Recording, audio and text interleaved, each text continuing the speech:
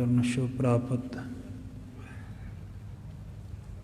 ਇਤਿਹਾਸਕ ਸਥਾਨ ਗੁਰਦੁਆਰਾ ਸ੍ਰੀ ਗੁਰੂਸਰ ਸਾਹਿਬ ਵਿਖੇ ਰਾਤਰੀ ਦੇ ਦੀਵਾਨਾਂ ਦੇ ਵਿੱਚ ਹਾਜ਼ਰੀਆਂ ਲਵਾ ਰਹੀ ਨਤਮਸਤਕ ਹੋ ਰਹੀ ਸਮੂਹ ਗੁਰੂ ਕੀ ਸੰਗਤ ਜੀ, ਵਡਭਾਗ ਹੈ ਜੋ ਸ਼ਾਮਾਂ ਤੋਂ ਸਤਿਗੁਰਾਂ ਦੇ ਅੰਮ੍ਰਿਤ ਦਰਸ਼ਨ, ਗੁਰਬਾਣੀ ਦੇ ਰਸ ਭਿੰਨੇ ਸ਼ਬਦਾਂ ਦੇ ਕੀਰਤਨ, ਸੋਦਾਰ ਸ੍ਰੀ ਰਹਿਰਾਸ ਸਾਹਿਬ ਜੀ ਕੇ ਜਾਪ, ਸ਼੍ਰੀ ਮੁਖ ਵਾਕ ਪ੍ਰਾਪਤ ਕਰਕੇ ਲਾਭ ਖਟਿਆ, ਲਾਹਾ ਪ੍ਰਾਪਤ ਕੀਤਾ ਹੈ। ਚੱਲ ਰਹੀ ਗੁਰ ਇਤਿਹਾਸ ਦੀ ਲੜੀਵਾਰ ਕਥਾ ਵਿਚਾਰ ਦਾ ਸਮਾਂ। ਸੋ ਆਓ ਪਾਵਨ ਪਵਿੱਤਰ ਇਤਿਹਾਸ ਦੀ ਪਵਿੱਤਰ ਕਥਾ ਆਰੰਭ ਕਰਨ ਤੋਂ ਪਹਿਲਾਂ ਗੁਰੂ ਕੀ ਬਖਸ਼ਿਸ਼ ਗੁਰਫਤਿਹ ਵਿੱਚ ਸਾਂਝ ਪਾਓ, ਰਸਨਾ ਸਫਲਾਓ, ਬੁਲੰਦ ਆਵਾਜ਼ ਵਿੱਚ ਬੁਲਾਓ ਜੀ।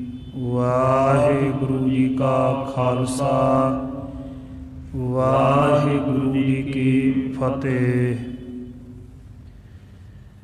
ਅੱਗੇ ਪ੍ਰਸੰਗ ਆਰੰਭ ਕਰਨ ਤੋਂ ਪਹਿਲਾਂ ਕੱਲ੍ਹ ਵਾਲਾ ਪ੍ਰਸੰਗ ਸੰਖੇਪ ਮਾਤਰ ਦੁਹਰਾ ਲਈਏ ਤਾਂ ਕਿ ਲੜੀ ਜੁੜ ਜਾਵੇ ਔਰ ਆਉਣ ਵਾਲੇ ਪ੍ਰਸੰਗ ਦੀ ਸਮਝ ਪੈ ਜਾਵੇ। ਗੁਰੂ ਹਰਗੋਬਿੰਦ ਸਾਹਿਬ ਸੱਚੇ ਪਾਤਸ਼ਾਹ ਮੇਰੀ ਪੀਰੀ ਦੀ ਅਗਵਾਈ ਵਿੱਚ ਭਾਈ ਅਮੀਆਂ ਚੰਦ ਅਤੇ ਭਾਈ ਮਹਿਰਾ ਚੰਦ, ਇਹ ਦੋਵੇਂ ਗੁਰੂ ਕੇ ਸਿੱਖ ਸੂਰਮੇ ਸ਼ਹਾਦਤ ਪ੍ਰਾਪਤ ਕਰ ਗਏ। ਬੜੀ ਬਹਾਦਰੀ ਦੇ ਨਾਲ ਜੰਗ ਲੜਿਆ। ਇੱਧਰ ਜਿਸ ਵਕਤ ਕੁਤਬ ਖਾਨ ਗਰੀਬ ਨਵਾਜ਼ ਗੁਰੂ ਹਰਗੋਬਿੰਦ ਸਾਹਿਬ ਦੇ ਹੱਥੋਂ ਮਾਰਿਆ ਗਿਆ, ਕਾਲੇ ਖਾਨ ਨੇ ਵਿਚਾਰ ਕੀਤੀ ਕਿ ਹੁਣ ਮੈਂ ਵਾਪਸ ਤੇ ਜਾ ਸਕਦਾ ਜੰਗ ਛੱਡ ਕੇ, ਪਰ ਵਾਪਸ ਜਾਣ ਦਾ ਮਨੋਰਥ ਕੀ ਰਹਿ ਜਾਏਗਾ। ਅਣਖ ਦੇ ਇੱਜ਼ਤ ਦੇ ਗਵਾ ਕਰਕੇ ਜੇ ਕੋਈ ਸੁੱਖ ਪ੍ਰਾਪਤ ਹੋਵੇ, ਧਨ ਪ੍ਰਾਪਤ ਹੋਵੇ, ਐਸਾ ਸੁੱਖ, ਐਸਾ ਧਨ ਕਦੇ ਵੀ ਸ਼ਾਂਤੀ ਨਹੀਂ ਦਿੰਦਾ। ਲੋਕਾਂ ਦੇ ਮਜ਼ਾਕ ਦਾ ਪਾਤਰ ਬਣੂਗਾ। ਸਾਰੇ ਮਰਾਤਬੇ ਬਾਦਸ਼ਾਹ ਨੇ ਜਾਂਦਿਆਂ ਸਾਰ ਖੋਹ ਲੈਣੇ ਹੈ। ਇਸ ਕਰਕੇ ਜੇ ਅਣਖ ਦੇ ਸਮੇਤ ਸੁੱਖ ਸਹੂਲਤਾਂ ਛੱਡ ਕੇ ਮੌਤ ਵੀ ਪ੍ਰਾਪਤ ਕਰਨੀ ਪਵੇ ਤੇ ਸਿਆਣੇ ਮਨੁੱਖ ਮੌਤ ਸਵੀਕਾਰ ਕਰਦੇ ਹਨ। ਸੋ ਇਸ ਲਈ ਜ਼ਰੂਰੀ ਹੈ ਕਿ ਮੈਂ ਹੁਣ ਇਸ ਜੰਗ ਦੀ ਅਗਵਾਈ ਆਪ ਕਰਦਿਆਂ ਹੋਇਆਂ ਗੁਰੂ ਹਰਗੋਬਿੰਦ ਸਾਹਿਬ ਸੱਚੇ ਪਾਤਸ਼ਾਹ ਦੇ ਉੱਪਰ ਸਿੱਧਾ ਹਮਲਾ ਕਰਾਂ, ਜਾਂ ਤਾਂ ਗਰੀਬ ਨਵਾਜ਼ ਗੁਰੂ ਸਾਹਿਬ ਜੀ ਨੂੰ ਪਕੜ ਲਵਾਂ ਤੇ ਜਾਂ ਜੇ ਹੋ ਸਕੇ ਤੇ ਗਰੀਬ ਨਵਾਜ਼ ਗੁਰੂ ਸਾਹਿਬ ਦਾ ਸਰੀਰਕ ਨੁਕਸਾਨ ਕੋਈ ਕਰਦੇ ਹਾਂ। ਸੋ ਇਹ ਵਿਚਾਰ ਇਸ ਨੇ ਬਣਾਈ ਔਰ ਆਪਣੀ ਹੌਸਲਾ ਹਾਰ ਚੁੱਕੀ ਫੌਜ ਨੂੰ ਇਕੱਤਰ ਕੀਤਾ। ਇਸ ਦੇ ਸਿਪਾਹੀਆਂ ਦਾ ਬੜਾ ਮੰਦਾ ਹਾਲ ਹੈ, ਮੁੱਖ ਉਤਰੇ ਹੋਏ ਹੈ, ਹੌਸਲਾ ਨਹੀਂ ਰਿਹਾ, ਦਲੇਰੀ ਨਹੀਂ ਰਹੀ। ਵਿਚਾਰਦੇ ਆ ਜੇ ਗੁਰੂ ਹਰਗੋਬਿੰਦ ਸਾਹਿਬ ਵਾਲੇ ਪਾਸੇ ਨੂੰ ਗਏ ਤੇ ਉੱਥੇ ਮਾਰੇ ਜਾਵਾਂਗੇ। ਹਿਰਦੇ ਤੋਂ ਚਾਹੁੰਦੇ ਆ ਵੀ ਕਾਲੇ ਖਾਨ ਜੰਗ ਨਾਲ ਵਾਪਸ ਚੱਲੀਏ, ਪਰ ਹੁਣ ਇਹ ਗੱਲ ਜਾ ਕੇ ਕਾਲੇ ਖਾਨ ਨੂੰ ਆਖੇ ਕੌਣ ਵੀ ਆਪਾਂ ਜੰਗ ਨਾ ਲੜੀਏ। ਇੱਧਰ ਕਾਲੇ ਖਾਨ ਨੇ ਸਾਰਿਆਂ ਨੂੰ ਇਕੱਤਰ ਕਰਕੇ ਕਿਹਾ ਕਿ ਆਪਾਂ ਸਾਰੇ ਮੁਗਲਾਂ ਖਾਨਾਂ ਦੀ ਪਠਾਨਾਂ ਦੀ ਵੰਸਾਂ ਜੇ ਜੰਗ ਛੱਡ ਕੇ ਭੱਜੇ ਤੇ ਵੰਸ ਨੂੰ ਲਾਜ ਲੱਗੇਗੀ। ਜੇ ਸਾਰੇ ਇਕੱਤਰ ਹੋ ਕੇ ਹੌਸਲੇ ਦੇ ਨਾਲ ਇੱਕੇ ਵਾਰੀ ਜ਼ੋਰ ਇਕੱਤਰ ਕਰਕੇ ਬਲ ਜੋੜ ਕੇ ਗੁਰੂ ਹਰਗੋਬਿੰਦ ਸਾਹਿਬ 'ਤੇ ਹਮਲਾ ਕਰਕੇ ਜਾਂ ਤੇ ਪਕੜ ਲਈਏ ਗੁਰੂ ਹਰਗੋਬਿੰਦ ਸਾਹਿਬ ਨੂੰ, ਜੇ ਨਹੀਂ ਪਕੜਿਆ ਜਾਂਦਾ ਉਹਨਾਂ ਦਾ ਨੁਕਸਾਨ ਕਰੀਏ, ਮਾਰ ਦਈਏ। ਜੇ ਇਉਂ ਜੰਗ ਦੇ ਵਿੱਚ ਆਪਾਂ ਕਰ ਸਕੇ ਤੇ ਬਾਦਸ਼ਾਹ ਬੜੇ ਭਾਰੀ ਸਨਮਾਨ ਦੇਗਾ, ਬੇਗਿਣਤ ਧਨ, ਵੱਡੇ ਅਹੁਦੇ, ਮਹਿੰਗੀਆਂ ਰਾਜਸੀ ਪੁਸ਼ਾਕਾਂ ਮਿਲਣਗੀਆਂ, ਸਾਰੀ ਜ਼ਿੰਦਗੀ ਘਰ ਬੈਠੇ ਬੈਠੇ ਸੁੱਖ ਭੋਗਾਂਗੇ ਆਪਾਂ। ਇਸ ਕਰਕੇ ਦਲੇਰ ਬਣੋ, ਜੁਝਾਰੂ ਬਣੋ, ਸੂਰਮਤਾਈ ਅਪਣਾਵੋ, ਹੌਸਲਾ ਇਕੱਤਰ ਕਰੋ, ਬਲ ਇਕੱਤਰ ਕਰੋ। ਇਸ ਦੀ ਇਹ ਦਲੀਲ ਸੁਣ ਕੇ ਜਿਹੜੇ ਨੱਸ ਚੱਲੇ ਸੀ ਜੰਗ ਦੇ ਵਿੱਚੋਂ, ਜਿਨ੍ਹਾਂ ਨੇ ਹਥਿਆਰ ਸੁੱਟਣ ਦਾ ਮਨ ਬਣਾ ਲਿਆ ਸੀ, ਉਹ ਵੀ ਵਾਪਸ ਪਰਤ ਆਏ। ਕਿਸੇ ਨੇ ਹੱਥ ਦੇ ਵਿੱਚ ਬੰਦੂਕ ਪਕੜੀ, ਕਿਸੇ ਨੇ ਭਾਲਾ ਪਕੜਿਆ, ਕਿਸੇ ਨੇ ਸ਼੍ਰੀ ਸਾਹਿਬ ਪਕੜੀ, ਕਿਸੇ ਨੇ ਬਰਸ਼ੀ ਪਕੜ ਲਈ, ਕਿਸੇ ਨੇ ਧਨੁੱਖ ਤੀਰ ਪਕੜਿਆ ਹੋਇਆ, ਘੋੜਿਆਂ 'ਤੇ ਸਵਾਰ ਹੋਏ ਔਰ ਸਿੱਧਾ ਹੱਲਾ ਸਿੱਖ ਸੂਰਮਿਆਂ ਦੇ ਉੱਪਰ ਕੀਤਾ। ਇੱਧਰ ਸਿੱਖ ਸੂਰਮੇ ਵੀ ਉਸ ਸਮੇਂ ਪੂਰੀ ਤਿਆਰੀ ਖਿੱਚ ਕੇ ਖਲੋਤੇ ਸੀ ਕਿ ਬਹੁਤ ਭਾਰੀ ਗਿਣਤੀ ਦੀ ਫੌਜ ਮਾਰ ਦਿੱਤੀ। ਜਿਹੜੇ ਬਾਕੀ ਬਚੇ ਹੋਏ ਹੁਣ ਮੁਗਲ ਆ, ਇਹਨਾਂ ਨੂੰ ਮਾਰ ਕੇ ਛੇਤੀ ਜਿੱਤ ਪ੍ਰਾਪਤ ਕਰਾਂਗੇ, ਨਗਾਰੇ ਵਜਾਵਾਂਗੇ। ਮਨ ਬਣਾ ਲਿਆ ਸਿੱਖ ਸੂਰਮਿਆਂ ਨੇ ਵੀ। ਆਪਸਰੀ ਦੇ ਵਿੱਚ ਪਏ ਹੋਏ ਸ਼ਸਤਰ ਵੰਡਣੇ ਆਰੰਭ ਕਰ ਦਿੱਤੇ। ਕਿਸੇ ਨੇ ਬੰਦੂਕ, ਕਿਸੇ ਨੇ ਧਨੁੱਖ, ਕਿਸੇ ਨੇ ਵਰਸ਼ਾ, ਸ਼੍ਰੀ ਸਾਹਿਬ ਢਾਲੇ ਕੱਸ ਲਏ। ਆਮੋ ਸਾਹਮਣਾ ਹੱਲਾ ਹੋਇਆ। ਮੁਗਲਾਂ ਨੇ ਗੋਲੀਆਂ ਚਲਾਈਆਂ ਪਰ ਘੋੜੇ ਦੜਾ ਕੇ ਆ ਰਹੇ ਸਨ, ਇਸ ਕਰਕੇ ਨਿਸ਼ਾਨੇ ਲਾ ਨਾ ਸਕੇ ਸਿੱਖ ਸੂਰਮਿਆਂ ਦੇ ਉੱਪਰ। ਸਿੱਖ ਸੂਰਮਿਆਂ ਨੇ ਬੰਦੂਕਾਂ ਕੱਸੀਆਂ ਹੋਈਆਂ ਸੀ, ਸਥਿਰ ਸੀ, ਖਲੋਤੇ ਹੋਏ ਸੀ। ਜਿੰਨੀਆਂ ਗੋਲੀਆਂ ਚਲਾਈਆਂ ਸਭ ਮੁਗਲਾਂ ਦੇ ਜਾ ਲੱਗੀਆਂ ਔਰ ਦੜਾ ਦਾੜ ਇਹ ਧਰਤੀ ਦੇ ਉੱਪਰ ਡਿੱਗਣ ਲੱਗੇ ਹਨ। ਇਹ ਇੱਥੋਂ ਤੱਕ ਆਪਾਂ ਕੱਲ੍ਹ ਪ੍ਰਸੰਗ ਸ਼ਰਵਣ ਕੀਤਾ ਸੀ। ਅੱਗੇ ਜਿਸ ਤਰੀਕੇ ਦੇ ਨਾਲ ਪਾਵਨ ਪਵਿੱਤਰ ਇਤਿਹਾਸ ਦੀ ਵਿਚਾਰ ਆ ਰਹੀ ਹੈ, ਆਓ ਮਨ ਚਿਤ ਬਿਰਤੀਆਂ ਇਕਾਗਰ ਕਰਕੇ ਗੁਰੂ ਦੇ ਪਾਵਨ ਪਵਿੱਤਰ ਇਤਿਹਾਸ ਨਾਲ, ਜਸ ਨਾਲ ਜੁੜ ਕੇ ਸਫਲ ਹੋਣ ਦੀ ਕੋਸ਼ਿਸ਼ ਕਰੀਏ ਜੀ। ਵਾਹਿਗੁਰੂ ਸਾਹਿਬ ਜੀ, ਇਨੋ ਜੋ ਪ੍ਰਹਾਰੀ ਲੱਗੀ ਜਾਏ ਸਾਰੀ। ਜਿਹੜੀਆਂ ਇੱਧਰੋਂ ਸਿੱਖ ਸੂਰਮਿਆਂ ਨੇ ਬੰਦੂਕਾਂ ਚਲਾਈਆਂ, ਗੋਰੀਆਂ ਦਾ ਵਾਰ ਕੀਤਾ, ਸਾਰੀਆਂ ਜਾ ਲੱਗੀਆਂ ਮੁਗਲ ਸੈਨਿਕਾਂ ਦੇ। ਗੀਰੇ ਜੰਗ ਮੈਂ ਅੰਗ ਭੰਗੇ ਸੁਮਾਰੀ। ਡਿੱਗ ਪਏ, ਗੋਲੀਆਂ ਲੱਗਣ ਦਾ ਕਰਕੇ ਸਰੀਰ ਵਿੰਨੇ ਗਏ ਇਹਨਾਂ ਦੇ ਔਰ ਧਰਤੀ ਦੇ ਉੱਪਰ ਗਿਰ ਪਏ ਹਨ। ਫੁੱਟਿਓ ਸੀਸ ਤੁੰਡੰ ਟੁੱਟੀ ਜੰਗ ਬਾਹੋਂ। ਕਿਸੇ ਦਾ ਸਿਰ ਟੁੱਟ ਗਿਆ, ਭਾਵ ਮੱਥੇ ਦੇ ਵਿੱਚ ਲੱਗੀ ਔਰ ਖਿੱਲਰ ਗਿਆ ਹੈ ਸਿਰ। ਕਿਸੇ ਦੇ ਮੂੰਹ ਦੇ ਉੱਪਰ ਜਾ ਕਰਕੇ ਲੱਗੀ ਹੈ, ਬੇਪਛਾਨਾ ਹੋ ਗਿਆ। ਕਿਸੇ ਦੀ ਜਾਂਘ ਭਾਵ ਪੱਟ ਵਾਲੀ ਜਗ੍ਹਾ ਤੋਂ ਲੱਤ ਟੁੱਟ ਗਈ ਹੈ, ਚੂਕਣੇ ਵਾਲੀ ਜਗ੍ਹਾ ਤੋਂ। ਇਸ ਤਰੀਕੇ ਦੇ ਨਾਲ ਸਿੱਖ ਸੂਰਮਿਆਂ ਦੀਆਂ ਚਲਾਈਆਂ ਹੋਈਆਂ ਗੋਲੀਆਂ ਨੇ ਇਹਨਾਂ ਦਾ ਨੁਕਸਾਨ ਕੀਤਾ। ਵਿਦੇ ਕੰਧ ਛਾਤੀ ਕਿਸੂ ਪੇਟ ਮਾਹੂ।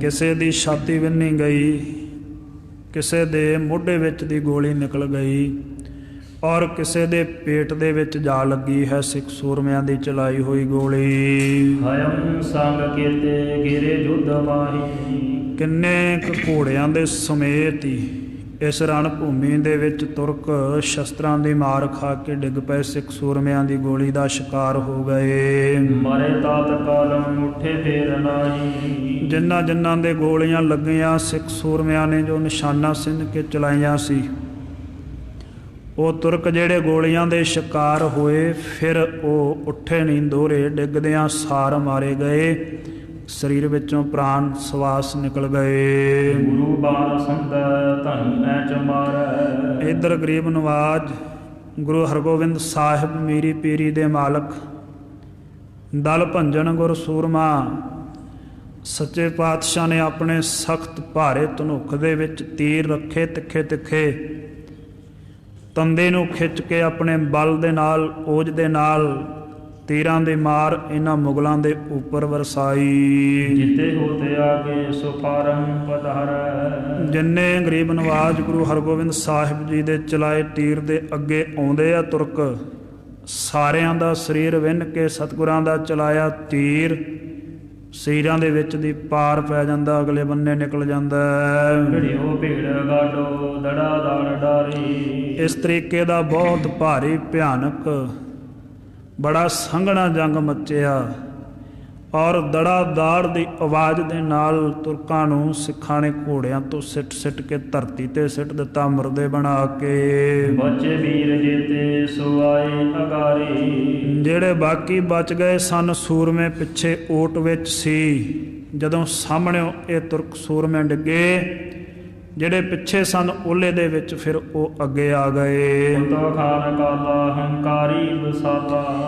ਜਿਹੜਾ ਇਹਨਾਂ ਦਾ ਜਰਨੈਲ ਸੀ ਉਸ ਸਮੇਂ ਆਗੂ ਮੁਖੀ ਬਣਿਆ ਹੋਇਆ ਕਾਲੇ ਖਾਨ, ਬੜਾ ਭਾਰੀ ਅਹੰਕਾਰ ਸੀ ਇਹਦੇ ਹਿਰਦੇ ਵਿੱਚ, ਬੜਾ ਅਭਿਮਾਨੀ ਸੀ। ਗੁਰੂ ਤੀਰ ਢੁਕਿਓ ਸੋ ਕ੍ਰੋਧੰ ਕਰਾਲਾ। ਇਹ ਗਰੀਬ ਨਵਾਜ ਗੁਰੂ ਹਰਗੋਬਿੰਦ ਸਾਹਿਬ ਸੱਚੇ ਪਾਤਸ਼ਾਹ ਦੇ ਪਾਸ ਆਇਆ ਜੰਗ ਲੜਨ ਦੇ ਲਈ। ਬੜਾ ਭਾਰੀ ਇਹਦੇ ਹਿਰਦੇ ਦੇ ਵਿੱਚ ਵੀਰ ਰਸ ਹੈ ਔਰ ਇਸ ਨੇ ਨੇੜਾ ਕੀਤਾ ਸੱਚੇ ਪਾਤਸ਼ਾਹ ਦਾ। ਹਾਂਜੀ। ਸ੍ਰੀ ਹਰਿਗੋਬਿੰਦ ਬੰਦਨ ਕੋ ਦੇਖ ਬੁੱਧ ਭੇਦ ਸੁਧ। ਜਦੋਂ ਇਹ ਅੱਗੇ ਵਧਿਆ ਗੁਰੂ ਹਰਗੋਬਿੰਦ ਸਾਹਿਬ ਦਾ ਨੇੜਾ ਕਰਨ ਲੱਗਾ, ਸ੍ਰੀ ਗੁਰੂ ਹਰਗੋਬਿੰਦ ਸਾਹਿਬ ਸੱਚੇ ਪਾਤਸ਼ਾਹ ਦੇ ਸ਼ੁਭ ਮੁਖਾਰ ਬਿੰਦ ਨੂੰ ਬਾਬਾ ਵਿਧੀ ਚੰਦ ਸਾਹਿਬ ਨੇ ਦੇਖਿਆ, ਜਿਨ੍ਹਾਂ ਦੀ ਬੁੱਧ ਸੁੱਧ ਬੜੀ ਪਵਿੱਤਰ ਹੈ, ਨਿਰਮਲ ਹੈ। ਉਹਨਾਂ ਨੇ ਦਰਸ਼ਨ ਕੀਤੇ ਉਸ ਸਮੇਂ ਗੁਰੂ ਹਰਗੋਬਿੰਦ ਸਾਹਿਬ ਦੇ। ਤੁਰਕਨ ਸੰਗ ਵਿਰੁੱਧ ਕੈ ਵਿਧੀ ਚੰਦ ਧਰ ਵਿਰੁੱਧ। ਔਰ ਤੁਰਕਾਂ ਦੇ ਖਿਲਾਫ ਵਿਰੁੱਧ ਜੰਗ ਲੜਨ ਦੇ ਲਈ, ਵਿਰੁੱਧ ਖਿਲਾਫ ਬਾਬਾ ਵਿਧੀ ਚੰਦ ਸਾਹਿਬ ਜੀ ਨੇ ਨਾਲ ਦੇ ਨਾਲ ਵੀਰ ਰਸ ਧਾਰ ਲਿਆ। ਉਸੇ ਸਮੇਂ ਗਰੀਬ ਨਵਾਜ ਗੁਰੂ ਹਰਗੋਬਿੰਦ ਸਾਹਿਬ ਦੇ ਦਰਸ਼ਨ ਕਰਦਿਆਂ, ਮਤ ਪਵਿੱਤਰ ਹੈ ਨਾ, ਪਵਿੱਤਰ ਮਤ ਦੇ ਵਿੱਚ ਹੀ ਇਹ ਅਸਰ ਹੁੰਦਾ ਗੁਰੂ ਦੇ ਦਰਸ਼ਨਾਂ ਦਾ। ਗੁਰੂ ਕਾ ਸਿੱਖ ਜਿਹਨੇ ਬੁੱਧ ਬਿਰਤੀ ਬ੍ਰਹਮਾਕਾਰ ਬਣਾ ਲਈ ਹੋਵੇ, ਉਹ ਗਰੀਬ ਨਵਾਜ ਦੇ ਦਰਸ਼ਨਾਂ ਦੇ ਵਿੱਚੋਂ ਸਭ ਲਾਹੇ ਖੱਟ ਜਾਂਦਾ ਹੈ।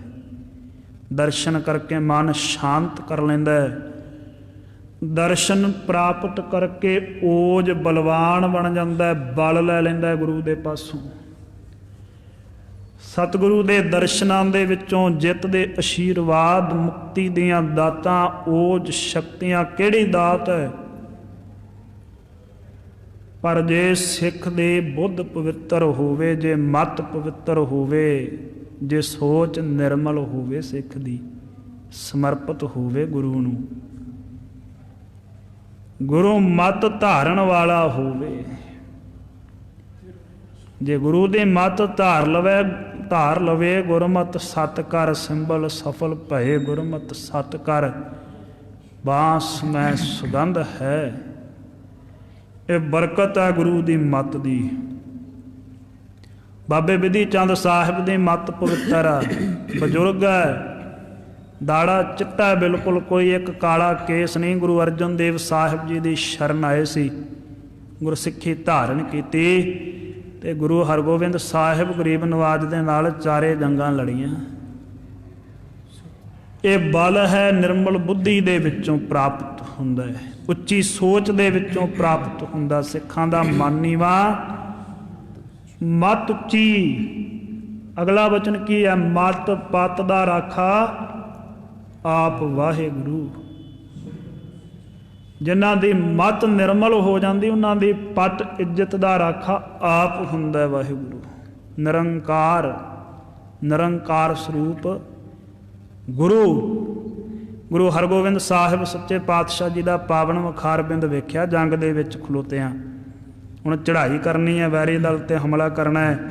ਪਵਿੱਤਰ ਮਤ ਦੇ ਵਿੱਚ ਦਰਸ਼ਨ ਵਸਾਏ, ਚਿਹਰਾ ਮੋਹਰਾ ਵਸਾਇਆ, ਗੁਰੂ ਦਾ ਓਜ ਵਸਾਇਆ, ਗੁਰੂ ਦਾ ਪ੍ਰਤਾਪ ਵਸਾਇਆ, ਗੁਰੂ ਦੀ ਤਾਕਤ ਕਲਾ ਆਪਣੀ ਮੱਤ ਵਿੱਚ ਵਸਾਈ ਹੈ। ਦਿਲ ਬੰਧ ਲਿਆ, ਵਿਸ਼ਵਾਸ ਧਾਰਿਆ। ਧਾਰਮਨ ਮੁਦਦ ਧਿਰ ਜਿਸ ਮਦਦ ਧਿਰ ਅਰ ਮਦਦ।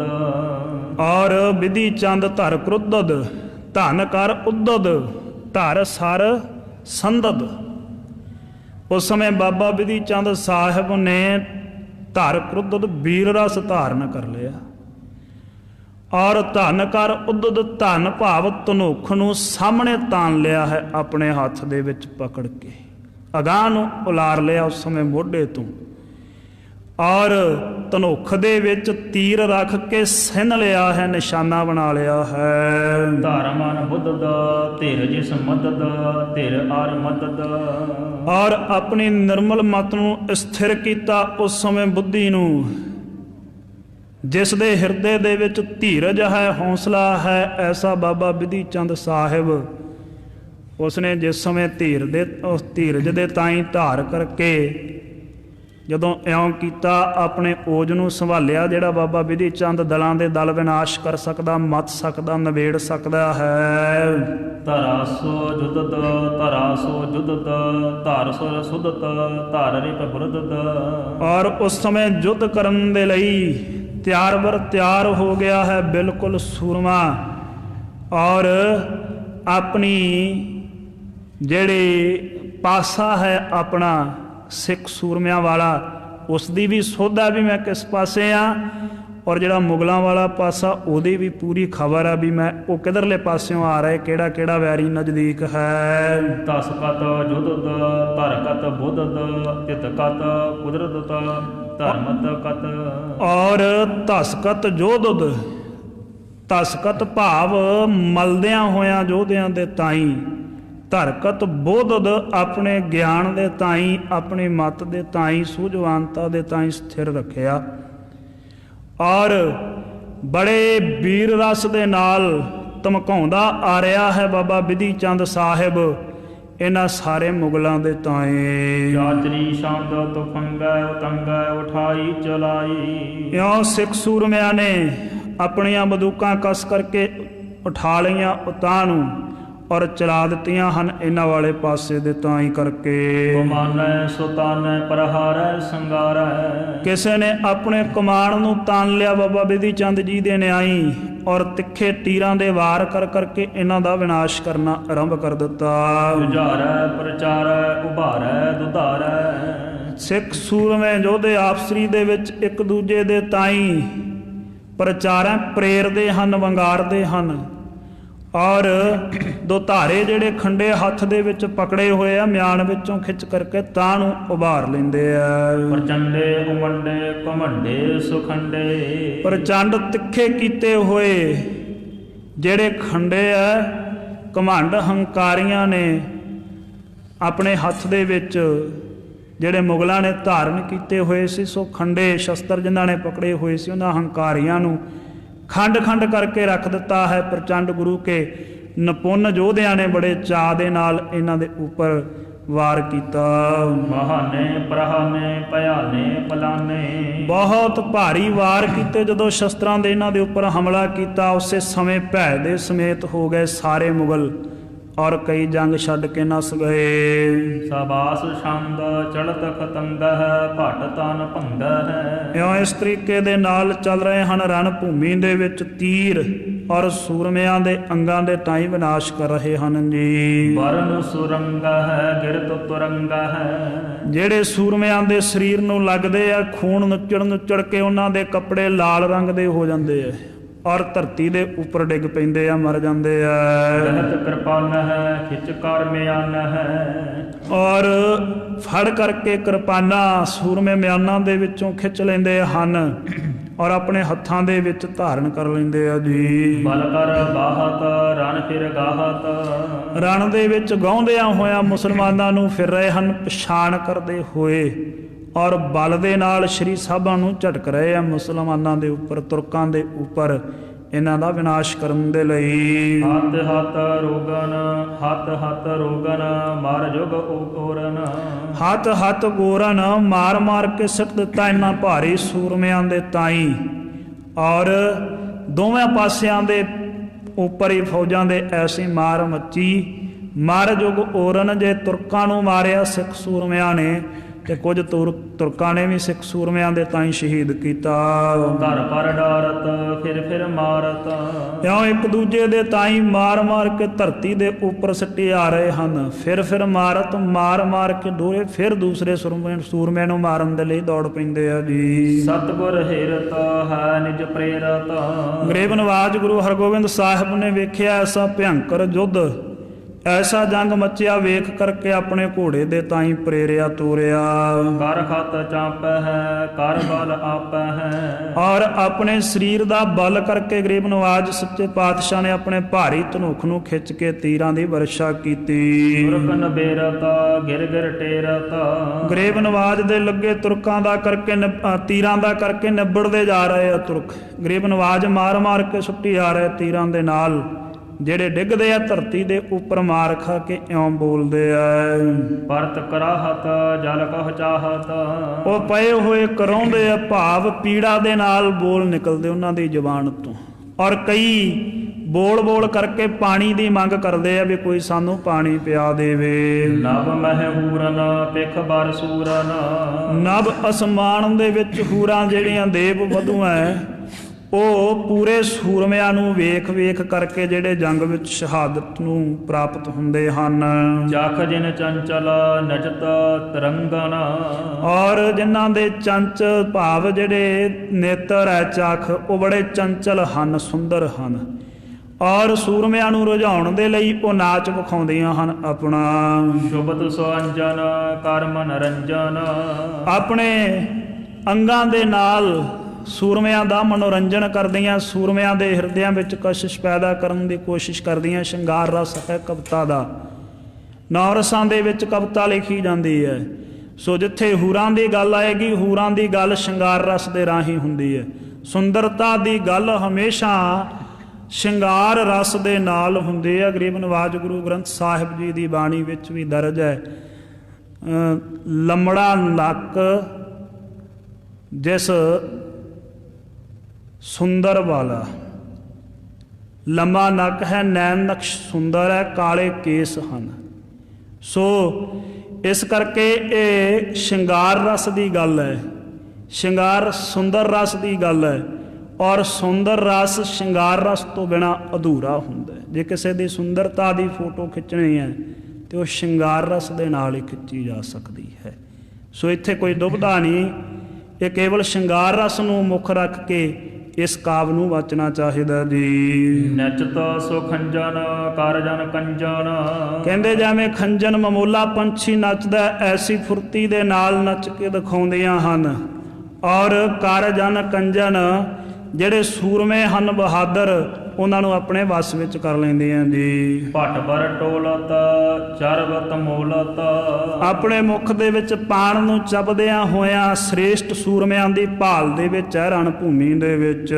ਹਸ ਹਸ ਬੋਲਤ ਹਰ ਖਤ ਡੋਲਤ, ਹੱਸ ਹੱਸ ਕੇ ਇੱਕ ਦੂਜੀ ਦੇ ਨਾਲ ਗੱਲਾਂ ਕਰਦੀਆਂ ਹੂਰਾਂ, ਔਰ ਇੱਕ ਦੂਜੇ ਦੇ ਤਾਈਂ ਹਰਖਤ ਪ੍ਰਸੰਨ ਹੋ ਕੇ ਸੂਰਮਿਆਂ ਦੀ ਪਛਾਣ ਕਰਵਾਉਂਦੀਆਂ ਹਨ ਜੀ। ਕਰਤ ਵਧਾਇਨ ਬਹੁ ਜਿਤ ਚਾਇਨ, ਔਰ ਹਿਰਦੇ ਦੇ ਵਿੱਚ ਬਹੁਤ ਭਾਰੀ ਚਾਅ ਵਧਾਇਆ ਹੋਇਆ ਹੈ ਐਸੇ ਭਿਆਨਕ ਭਾਰੀ ਜੰਗ ਨੂੰ ਵੇਖ ਕਰਕੇ। ਕਰ ਮਹਿਦੀ ਜੋਤ ਬਾਰ ਨਾਹੀ ਕੁਰਤ, ਔਰ ਆਪਣੇ ਹੱਥਾਂ ਦੇ ਉੱਪਰ ਜਿਹੜੀ ਮਹਿੰਦੀ ਹੈ ਉਹ ਲਾਈ ਹੋਈ ਹੈ, ਔਰ ਨੌਵਾਂ ਨੂੰ ਉਂਗਲਾਂ ਦੇ ਉੱਪਰ ਵਧਾਇਆ ਹੋਇਆ ਹੈ। ਦੋਹਰਾ ਇਸ ਪ੍ਰਕਾਰ ਜੁਗ ਸੈਨ ਕੋ ਰਨ ਮਾਚਿਓ ਕਮਸਾਨ, ਇਸ ਤਰੀਕੇ ਦੇ ਨਾਲ ਦੋਹਾਂ ਪਾਸਿਆਂ ਦੇ ਸੂਰਮਿਆਂ ਦਾ, ਫੌਜਾਂ ਦਾ, ਸੈਨਿਕਾਂ ਦਾ ਭਾਰੀ ਘਮਸਾਨ ਦਾ ਜੰਗ ਮੱਚਿਆ। ਨਿਬਰ ਗਏ ਬਹੁ ਸੂਰਮਾ ਆਪਸ ਮੈਂ ਲਰਹਾਨ, ਬਹੁਤ ਸਾਰੇ ਸੂਰਮੇ ਆਪਸਰੀ ਦੇ ਵਿੱਚ ਲੜ ਕਰਕੇ ਜੰਗ ਦੇ ਵਿੱਚ ਖਪ ਗਏ, ਵਿਨਾਸ਼ ਹੋ ਗਏ। ਨਰ ਤੁਰੰਗ ਗਨ ਮਿਰਤਕ ਕੇ ਲਾਗੇ ਬੜ ਅੰਬਾਰ, ਕਿਤੇ ਮਨੁੱਖਾਂ ਦੇ ਮਰਿਆਂ ਦੇ ਢੇਰ ਲੱਗੇ ਪਏ, ਕਿਤੇ ਘੋੜਿਆਂ ਦੇ ਲੱਗੇ ਪਏ ਆ। ਜਿਹੜੇ ਮਿਰਤਕ ਸਰੀਰ ਹੈ ਉਹ ਗਿਣੇ ਨਹੀਂ ਜਾਂਦੇ। ਜਿਵੇਂ ਉੱਚੇ ਉੱਚੇ ਪਹਾੜ ਹੁੰਦੇ, ਇਸ ਤਰੀਕੇ ਦੇ ਨਾਲ ਢੇਰ ਲੱਗੇ ਨਜ਼ਰ ਆਉਂਦੇ ਆ ਜੀ। ਭੀਖਨ ਭਇਓ ਸਥਾਨ ਸਭ ਲਾਲ ਰੰਗ ਕੋ ਤਹਾਰ, ਇਹ ਕਰਤਾਰਪੁਰ ਸਾਹਿਬ ਵਾਲੀ ਜੰਗ ਭੂਮੀ ਵਾਲੀ ਥਾਂ ਸਾਰੀ ਦੀ ਸਾਰੀ ਲਾਲ ਰੰਗ ਦੀ ਨਜ਼ਰ ਆਉਣ ਲੱਗੀ। ਉਸ ਸਮੇਂ ਐਸਾ ਖੂਨ ਵਗਿਆ ਇਸ ਧਰਤੀ ਦੇ ਉੱਪਰ। ਆਮਖ ਆਤਰਨ ਮਿਜ ਤੇ ਸਰੋਣਤ ਕੀਰ ਪ੍ਰਵਾਹ। ਕਿਤੇ ਆਮਖ ਮਾਸ ਸੁਰੜਦਾ ਜਾ ਰਿਹਾ ਹੈ ਕਿਸੇ ਸੂਰਮੇ ਦੇ ਸਰੀਰ ਦੇ ਨਾਲੋਂ ਵੱਖ ਹੋਇਆ ਸ਼ਸਤਰ ਦੇ ਵਾਰ ਦੇ ਨਾਲ। ਕਿਤੇ ਸਰੀਰ ਦੇ ਵਿੱਚੋਂ ਨਿਕਲੀਆਂ ਹੋਈਆਂ ਆਂਦਰਾਂ ਨਾੜੀਆਂ ਰੁੜੀਆਂ ਜਾ ਰਹੀਆਂ ਹਨ। ਕਿਤੇ ਚਰਬੀ ਖੂਨ ਦੇ ਨਾਲ ਮਿਲ ਕੇ ਵਹਿ ਰਹੀ ਹੈ ਔਰ ਕਿਤੇ ਇਕੱਲੇ ਖੂਨ ਦਾ ਹੀ ਪ੍ਰਵਾਹ ਚੱਲ ਰਿਹਾ ਹੈ ਜੀ। ਔਰ ਬਹੁਤ ਭਾਰੀ ਦੁਰਗੰਧਤਾ ਬਦਬੂ ਫੈਲ ਗਈ ਉੱਥੇ ਹੱਡਾਂ ਦੇ ਸਮੇਤ। ਐਸਾ ਭਿਆਨਕ ਦ੍ਰਿਸ਼ ਹੈ। ਬਹੁਤ ਸਾਰੇ ਕੂਕਰ ਉੱਥੇ ਇਕੱਠੇ ਹੋ ਗਏ ਔਰ ਬਹੁਤ ਸਾਰੇ ਗਿੱਦੜਾਂ ਦੇ ਝੁੰਡ ਜਿਹੜੇ ਆਪਸਰੀ ਦੇ ਵਿੱਚ ਮਿਲ ਮਿਲ ਕਰਕੇ ਮ੍ਰਿਤਕ ਸੂਰਮਿਆਂ ਦੇ ਸਰੀਰ ਦੇ ਵਿੱਚੋਂ ਮਾਸ ਨੋਚ ਨੋਚ ਕੇ ਖਾ ਰਹੇ, ਖਿੱਚ ਖਿੱਚ ਕੇ ਧੋਈ ਫਿਰਦੇ ਆ ਮ੍ਰਿਤਕ ਸਰੀਰਾਂ ਨੂੰ। ਕੋਈ ਖਿੱਚ ਕੇ ਇੱਧਰ ਲੈ ਜਾਂਦਾ ਹੈ, ਕੋਈ ਇੱਧਰ ਲੈ ਜਾਂਦਾ ਹੈ। ਇੱਕ ਇੱਕ ਸਰੀਰ ਨੂੰ ਅਨੇਕਾਂ ਝੁੰਡ ਲੱਗੇ ਹੋਏ ਹਨ, ਹੱਡਾਂ ਦੇ ਨਾਲੋਂ ਮਾਸ ਭਰੂ ਭਰੂ ਕੇ ਖਾ ਰਹੇ ਹਨ, ਚੱਬ ਰਹੇ ਹਨ। ਸੋ ਐਸੀ ਭਿਆਨਕ ਹਾਲਾਤ ਨਜ਼ਰ ਆਉਂਦੇ ਆ ਜੀ। ਚਾਟਤ ਸਰੋਣਤ ਮੀਜ ਕੋ ਤ੍ਰਿਪਤ ਹੋਤ ਕਰ ਖਾਨ।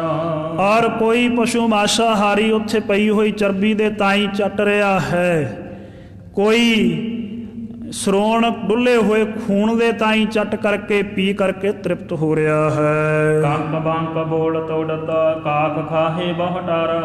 ਬਹੁਤ ਸਾਰੀਆਂ ਗਲਿੰਜਾਂ, ਕਾਂ, ਬੰਗਲੇ ਇਤਿਆਦਿਕ ਜਿਹੜੇ ਮਾਸਾਹਾਰੀ ਪੰਛੀ ਹੈ, ਇਹ ਵੀ ਝੁੰਡਾਂ ਦੇ ਝੁੰਡ ਬਣਾ ਕਰਕੇ ਉੱਥੇ ਬੈਠੇ ਹੋਏ ਹੈ ਔਰ ਖਾ ਰਹੇ ਹਨ ਮਾਸ ਦੇ ਤਾਈਂ ਆਪਣੀਆਂ ਤਿੱਖੀਆਂ ਚੁੰਝਾਂ ਦੇ ਨਾਲ, ਨਾਲੇ ਸ਼ੋਰ ਮਚਾ ਰਹੇ ਹਨ ਜੀ। ਗ੍ਰਿਧ ਬ੍ਰਿਧ ਭਰਮਹਿ ਟਿਕਹਿ ਮਾਨਵ ਹੈਨ ਉਧੇਰ। ਬਹੁਤ ਸਾਰੀਆਂ ਗਲਿੰਜਾਂ ਕੋਈ ਅਸਮਾਨ ਦੇ ਵਿੱਚ ਝੁੰਡ ਬਣਾ ਕੇ ਮੰਡਰਾ ਰਹੀਆਂ ਹਨ। ਕੋਈ ਉੱਡ ਕੇ ਇੱਧਰਲੇ ਪਾਸੇ ਨੂੰ ਚਲੀ ਜਾਂਦੀ ਹੈ, ਕੋਈ ਕਿਸੇ ਪਾਸੇ ਨੂੰ, ਕੋਈ ਇੱਕ ਜਗ੍ਹਾ ਤੇ ਹੀ ਝੁੰਡ ਇਕੱਠ ਸਥਿਰ ਹੋ ਕਰਕੇ ਔਰ ਉਧੇੜ ਰਹੇ ਹਨ ਸੂਰਮਿਆਂ ਦੇ ਸਰੀਰ ਦੇ ਤਾਈਂ ਜਿਹੜੇ ਮ੍ਰਿਤਕ ਪਏ ਹੋਏ ਆ।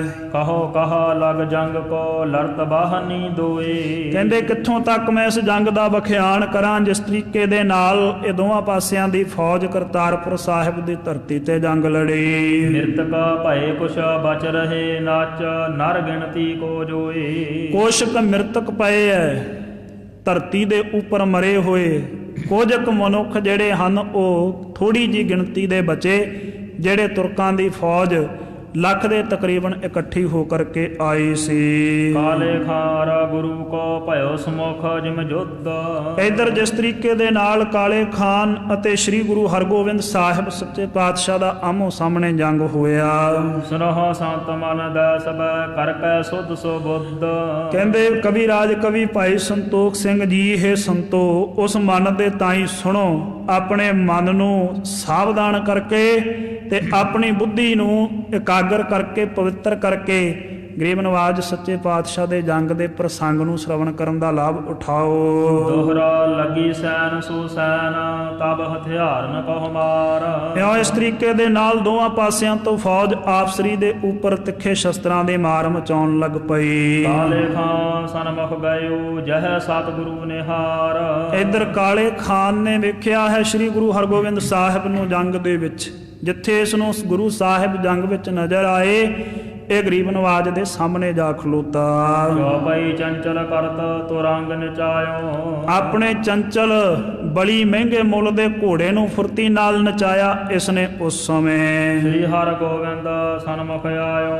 ਔਰ ਸ਼੍ਰੋਮਣੀ ਗੁਰੂ ਹਰਗੋਬਿੰਦ ਸਾਹਿਬ ਸੱਚੇ ਪਾਤਸ਼ਾਹ ਮੀਰੀ ਪੀਰੀ ਦੇ ਮਾਲਕ ਦੇ ਸਾਹਮਣੇ ਆ ਗਿਆ। ਪਹੁੰਚੋ ਨਿਕਟ ਧਨੁਖ ਸੰਭਾਰਤ। ਸਤਿਗੁਰਾਂ ਦਾ ਨੇੜਾ ਕੀਤਾ ਹੈ ਇਸਨੇ ਆਪਣੇ ਧਨੁਖ ਦੀ ਸੰਭਾਲ ਕਰਦਿਆਂ ਹੋਇਆਂ। ਖਪਰਾ ਗੁਣ ਮਹਿ ਸੰਚਾਰਤ। ਇੱਕ ਤਿੱਖਾ ਅਤੇ ਖਪਰੇ ਜਾਤੀ ਦਾ ਜਿਹੜਾ ਤੀਰ ਹੈ ਇਹ ਭਾਰੀ ਹੁੰਦਾ, ਇਹਦੀ ਜਿਹੜੀ ਮੁਖੀ ਹੁੰਦੀ ਹੈ ਤਲੀ ਜਿੰਨੀ ਚੌੜੀ ਹੁੰਦੀ ਹੈ, ਹੱਥ ਦੀ ਜਿੰਨੀ। ਇਹ ਸਭ ਨਾਲੋਂ ਭਿਆਨਕ ਮੰਨਿਆ ਜਾਂਦਾ ਹੈ। ਵਿਰਲੇ ਵਿਰਲੇ ਤੀਰ ਅੰਦਾਜ਼ ਹੁੰਦੇ ਆ ਜਿਹੜੇ ਖਪਰੇ ਤੀਰ ਨੂੰ ਨਿਸ਼ਾਨੇ ਤੇ ਲਕਸ਼ ਤੇ ਸੰਨ ਸਕਦੇ ਹੁੰਦੇ ਆ, ਕਿਉਂਕਿ ਭਾਰੀ ਹੋਣ ਕਰਕੇ ਜੇ ਧਨੁਖ ਹੌਲਾ ਹੋਵੇ, ਮਨੁੱਖ ਘੱਟ ਬਲਵਾਨ ਹੋਵੇ, ਖਪਰਾ ਤੀਰ ਫਿਰ ਬਹੁਤੀ ਮਾਰ ਨਹੀਂ ਕਰ ਸਕਦਾ। ਇਹ ਸਖਤ ਤੇ ਭਾਰੇ ਧਨੁਖ ਦੇ ਵਿੱਚੋਂ ਬਲਵਾਨ ਵਿਅਕਤੀ ਜਿਹੜਾ ਕੋਈ ਖਿੱਚ ਕੇ ਛੱਡ ਸਕਦਾ ਹੋਵੇ, ਉਹਦੇ ਹੱਥੋਂ ਹੀ ਲੰਮੀ ਮਾਰ ਕਰਦਾ ਹੈ। ਸੋ ਇਸ ਨੇ ਇੱਕ ਖਪਰਾ ਤਿੱਖਾ ਤੀਰ ਚੁਣਿਆ ਹੈ ਔਰ ਆਪਣੇ ਧਨੁੱਖ ਦੀ ਤੰਦੀ ਤੇ ਰੱਖ ਲਿਆ।